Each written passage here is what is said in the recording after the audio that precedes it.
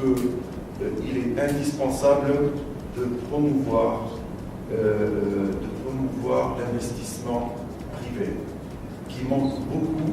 Et lorsqu'on fait du benchmarking, on peut voir qu'il n'y a pas de pays qui ont pu dépasser cette période de transition sans un pourcentage minimum d'investissement privé. Et donc il faut mettre les mécanismes pour promouvoir ceci.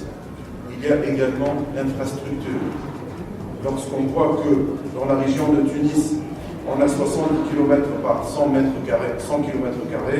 70 km de route goudronnée, alors que dans certaines régions de l'intérieur, nous sommes à 6 km de goudron par 100 km². Donc là, ça ne permet pas l'investissement et ça ne permettra l'introduction de l'activité à l'intérieur du pays. Alors par rapport à la prime et par rapport au secteur parallèle, à la contrebande, oui, c'est un grand problème et on se trouve, en parlant de chômage et en parlant d'employabilité, on se trouve toujours à parler d'autres secteurs et d'autres sujets parce qu'en fait, l'employabilité dépend de tous les autres sujets. En fait, au parti Takatul, nous pensons qu'il faudra traiter deux choses. Il faudra traiter la corruption qui est en train de favoriser donc la contrebande et le marché parallèle. Il faudra également repenser la fiscalité qui actuellement est en train de favoriser le marché parallèle. Les personnes qui sont là, les jeunes dirigeants qui sont là, sont en train de payer leurs impôts, je pense, et ce n'est pas normal qu'ils soient concurrencés de manière déloyale par des personnes et par des entreprises qui ne payent rien, et donc forcément, ils seront largement concurrentiels. Et donc, il faudra réduire certains frais de douaniers.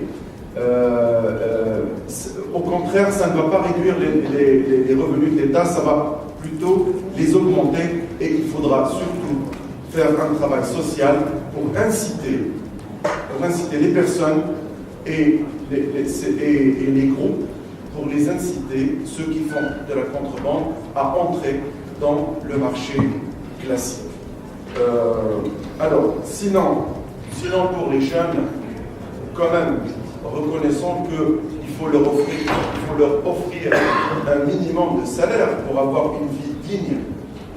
Ce n'est pas normal que quelqu'un travaille de 8h du matin à 6h de l'après-midi, supposons qu'il travaille convenablement, eh bien ce n'est pas normal qu'il n'arrive pas à subvenir à ses besoins, ne serait-ce que personnels. Alors sinon, pour que l'université soit efficace, en plus de ce que j'ai exposé tout à l'heure, et ça c'est notre vision, et je ne pense pas que ce soit la même que dans les autres partis, je pense que l'université doit avoir une autonomie, un minimum d'autonomie, pour qu'on puisse la juger, pour qu'on puisse la classer. Ce n'est pas normal de parler de classement d'université tunisienne alors qu'elle ne contrôle pas son input d'étudiants. Il y a un système d'orientation nationale. Elle ne contrôle pas son input de ressources humaines parce qu'il y a des concours de recrutement des enseignants, c'est des concours nationaux. Elle ne contrôle pas l'intitulé de son diplôme. Comment voulez-vous qu'on la juge par rapport à ce qu'elle fait? Même les professeurs ne sont pas évalués. Tout à fait. C'est vrai qu'il y a un problème dans ce sens-là, mais ça n'a pas empêché d'autres systèmes de travailler convenablement. Sinon, il faudra un vrai partenariat entreprise-université. Ce partenariat doit impliquer les entreprises dans toute la formation, dans les choix, dans